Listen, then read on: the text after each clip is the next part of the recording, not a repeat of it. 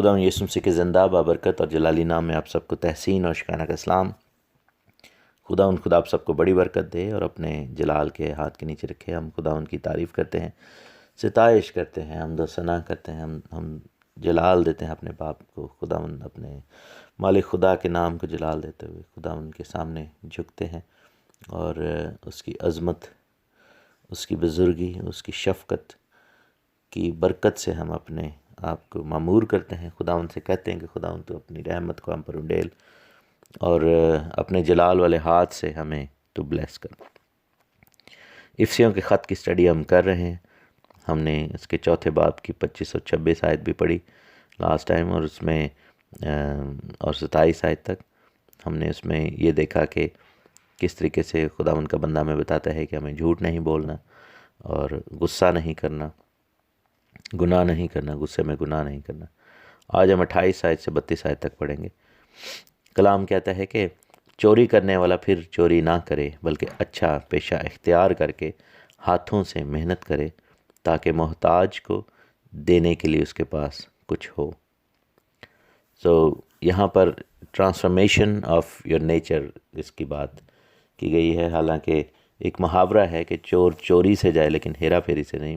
Means के ये एक ऐसी लत है, ये एक ऐसी लानत है या गंदी आदत है कि जो लोग चोरी में मुलव्वस हैं या किसी भी किस्म की चोरी, जैसे पंजाबी की एक कहावत है कि चोरी लख दी भी चोरी कख दी भी। मीन्स के छोटी भी चोरी चोरी है और बड़ी भी चोरी है, और 10 हुक्मों में से एक हुक्म ये है कि तू चोरी ना करना, ठीक है ना। तो यानी कि किसी के माल को चुराना नहीं है, किसी के माल को अपना नहीं कहना जबकि वो हमारे लिए नहीं है, और उसको बग़ैर किसी के इल्म में लाए हुए उसको स्टील नहीं करना, उसको उससे गासबाना तरीके से ले नहीं लेना। चोरी जो है वो एक तरह से इस्तेहसाल भी है, एक्सप्लॉयटेशन जिसको इंग्लिश में कहा जाता है, यानी कि किसी के माल का लालच करना। और चोरी के वाले से 2 ऐसे काम हैं जो कि बड़े हैं, 10 हुक्मों का हिस्सा है, यानी कि चोरी ना करना, और फिर लिखा है कि किसी के बेगाने माल का लालच ना करना, क्योंकि बेगाने माल का लालच ही जो है वो चोरी की तरफ आपको राग़ब करता है। ये दोनों चीज़ें इंटरट्वाइंड हैं और ये एक दूसरे से जुड़ी हुई हैं, एक दूसरे से मुत्तल्लिक़ हैं।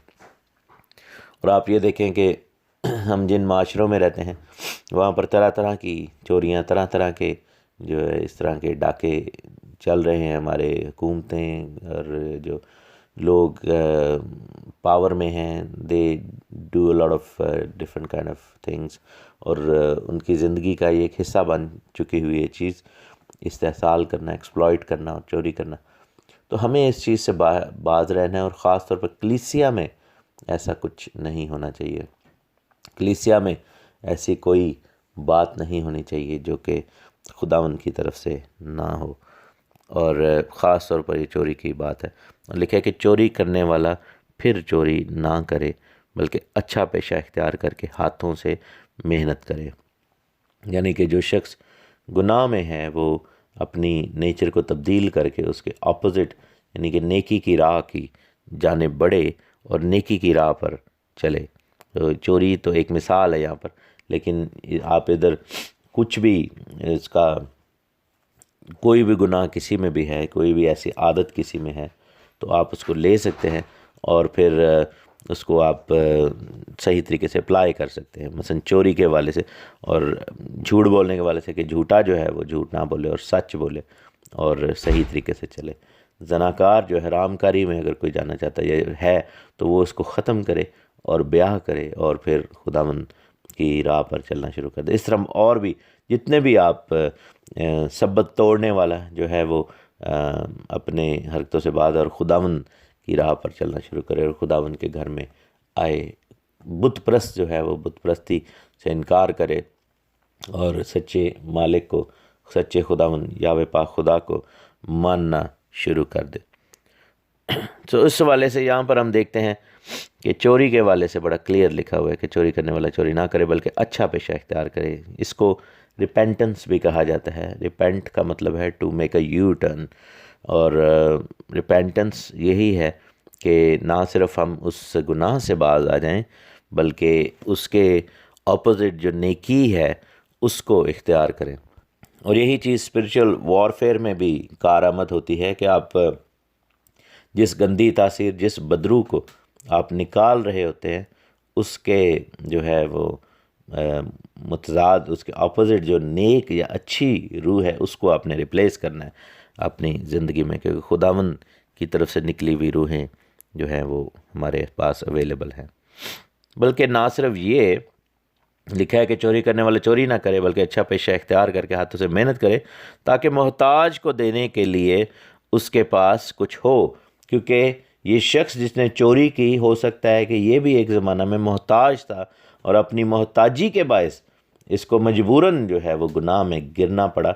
सो चोर को ये हुक्म दिया गया कि ना सिर्फ अपनी नेचर को तब्दील करे, अपने पेशे को तब्दील करे और उसके ऑपोजिट काम करे, और फिर ऐसा करे कि उस मेहनत की कमाई से किसी और मोहताज की मदद करे और खैरात करे, ताकि ये ना हो कि वो मोहताज जो है वो चोरी की आजमाइश में पड़े। मीन्स के अपने जैसों की फिर मदद करे, जो किसी ज़माने में उस जैसे थे जिसकी वजह से उसको चोरी का ख्याल इन द फर्स्ट प्लेस आया। सो आपने ये चीज़ देखनी है कि जब हम इस आयत को अगर आपने डीपली समझना है, तो हालांकि छोटी सी बात लिखी हुई कि चोर ना चोरी करे और फिर काम करना शुरू कर दो, लेकिन अगर इसके पीछे जो साइकोलॉजी है या पौलुस की जो सोच है या पौलुस रसूल की जो स्पिरिट है, अगर उसको जानना है, तो वो ये है कि जो भी खिता आप कर रहे थे उसमें से बाज आएँ और उसके ऑपोजिट जो नेकी है उसके दर पे हो जाएं, और उसमें इतनी तरक्की कर जाएं कि आप अपने जैसों को फिर उस राह से उठा सकें जिस पर आप कभी गिरे हुए थे, और फिर वो काम करें कि और भी वैसे लोग जो कि उस आजमाइश का शिकार होना चाहते हैं या उस सिचुएशन में हैं कि आसानी से उस आजमाइश में पड़ सकते हैं, उनको बचाया जाए और उनकी मदद की जाए, ताकि और लोग भी जो हैं वो उस राह से हट जाएं जो कि नेकी की नहीं है, बदी की राह है, और खुदावंद की रास्ते पर, खुदावंद की नेकी की राह पर आ खड़े हों। और उसमें हमें खुदावंद चाहता है कि हम खिदमत गुजारी का वो बेड़ा उठाएं, हम वो काम करें, हम वो ऐसी बात करें, हम खिदमत में ऐसे आगे हों। और ये सिर्फ कलाम के बायस होगा, और कलाम सुनने से पैदा होता है, ईमान सुनने से पैदा होता है, सुनना मसीह के कलाम से। और यहाँ पर प्रैक्टिकल हेल्प की बात हो रही है, ज़ुबानी जमा खर्च नहीं है कि बस आप उनको पकड़ के तो जी God bless you, God bless you, नहीं, हमें वाक़तन जो है वो उस चीज़ में आगे बढ़ना है। और लिखा है कि खैरात करो, और खैरात को सदका, इब्रानी ज़ुबान में ज़दका या ज़ादिका कहते हैं, जिसको उर्दू में सदका कहा जाता है, लेकिन ज़ादिका का मतलब है सादिक जो है वो सदका निकालता है। सादिक किसको कहते हैं? जो रास्तबाज होता है। सो हमारा मदद करना जो है वो रास्तबाजी समझा जाता है बाइबल के ज़ुबान में। तो यहाँ पर ये लिखा हुआ है। और 29वीं आयत में खुदा उनका बंदा कहता है कि कोई गंदी बात तुम्हारे मुंह से ना निकले, बल्कि वही जो ज़रूरत के मुआफिक तरक्की के लिए अच्छी हो, ताकि उससे सुनने वालों पर फजल हो। सो हमारे ज़ुबान का ज़िम्मा यहाँ पर जो है वो उसके बारे में बात है, जैसे ज़बूर 144 में गाते हैं 141 में कि मुँह ते निगहबान बिठा, मेरी ज़ुबान की निगरानी कर, मेरे होंठां दी कर रखवाली। और लिखा है कि कोई नाकिस बात, कोई गंदी बात तुम्हारे मुंह से ना निकले, बल्कि ऐसी बात जो तरक्की के लिए हो, अच्छी हो और सुनने वालों पर फजल हो। मीन्स के उसमें खुदा का खौफ शामिल हो।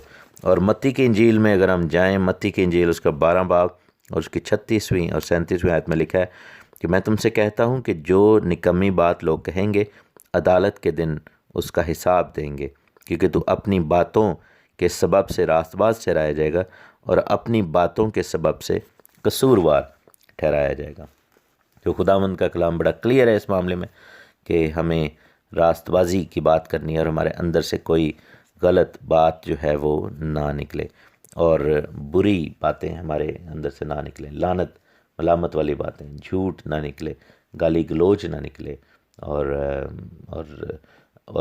गुनाह आलूद बातें ना हों, बल्कि वही जो तरक्की के लिए हों, जो कि तामीर के लिए हों, जो कि कंस्ट्रक्टिव बात हो।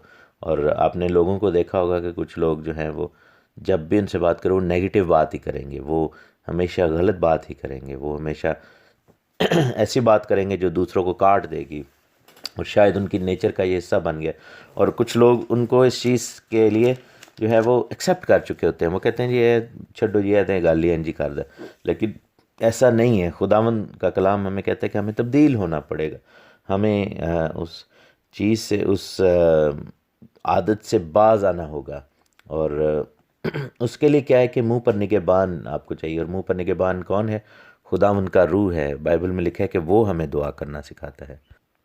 तो खुदावंद का रूह अगर हमें मिलेगा तो हम पर फजल होगा, और फिर हमें जो है वो खुदा खौफी हमारी ज़िंदगी में होगी, हमारे ज़ुबान का नाकिसपन जाता रहेगा। और खुदा से हमेशा दुआ में ये कहा करें कि खुदावंद जिस तरह तूने अपने फरिश्ता को भेजा कि उस कोयला को ले और यसाया के लबों को छुए, ताकि वो जिस लबी जो है वो नापाक होंठों के गुनाह से बाज आ जाए, और उसके होंठों को तूने पाक कर दिया। खुदावंद हमें भी तो पाक कर और साफ़ कर। और याद रहे कि शुरू में पौलुस रसूल ने झूठ की बात की थी।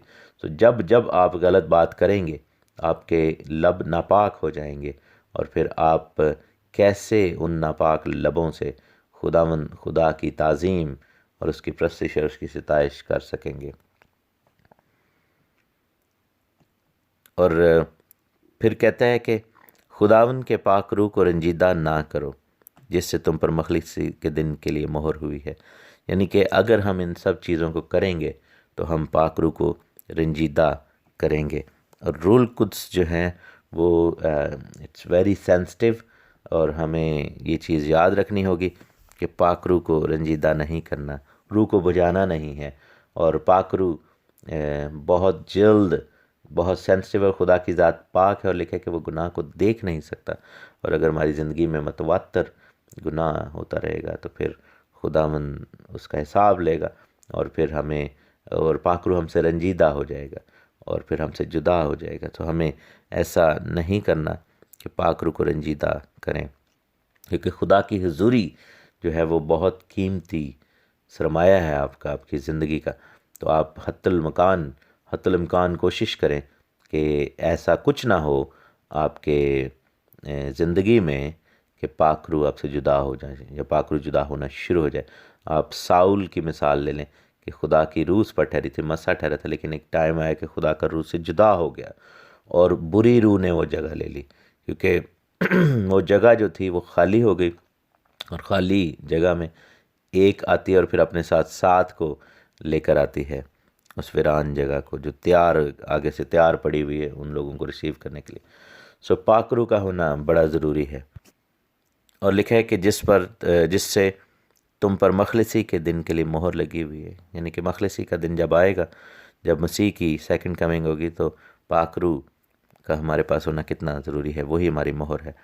और लिखा कि हर तरह की तलख मिजाजी, कहर, गुस्सा, शोरगुल और बदगोई, हर किस्म की बदख्वाही समेत तुमसे दूर की जाएं। ये तमाम जो हैं ये चीज़ें हमारी सोच, हमारे दिल, हमारी फ़िक्र, हमारे ज़ुबान इनसे ताल्लुक़ रखती हैं। यानी कि कड़वाहट, तलख मिजाजी, इसको हम देखते हैं कि इसको रिजेंटमेंट भी कहा जाता है, कि हमें रिजेंटमेंट नहीं, अपने दिल में कड़वाहट नहीं रखनी किसी के लिए, जो है वो हर वक्त दिल में कोई ऐसा गुस्सा ले लेके फिरना। कहर नहीं होना चाहिए, शोर व गुल नहीं करना चाहिए, बदतमीज़ी नहीं करनी चाहिए, और बदख्वाही यानी कि बैक बाइटिंग नहीं करनी चाहिए, किसी के बारे में बुरी बातें जबकि वो शख्स वहाँ पर मौजूद ना हो, इल्ज़ाम तिराशी ना हो। और फिर लिखा है कि एक दूसरे पर मेहरबान और नरम दिल रहो, और जिस तरह खुदा ने मसीह में तुम्हारे कसूर माफ़ किए, तुम भी एक दूसरे के कसूर माफ़ करो, और ऐसे माफ़ करो जैसे खुदा ने माफ़ किए। जैसे कलाम मुक़द्दस ज़बूर 103 में लिखा है कि जैसे पूरब से पश्चिम दूर है, उसने हमारी ख़ताएँ हमसे हटा दी, और उसने फेंक दिया उनको, और अब वो मुड़कर भी उनको नहीं देखता और निगाह नहीं करता। खुदावंद उनको याद नहीं करता।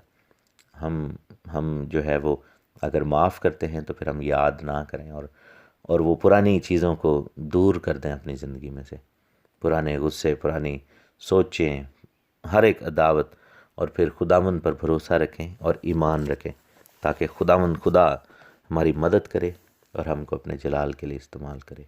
यीशु मसीह नासरी के नाम में, आमीन।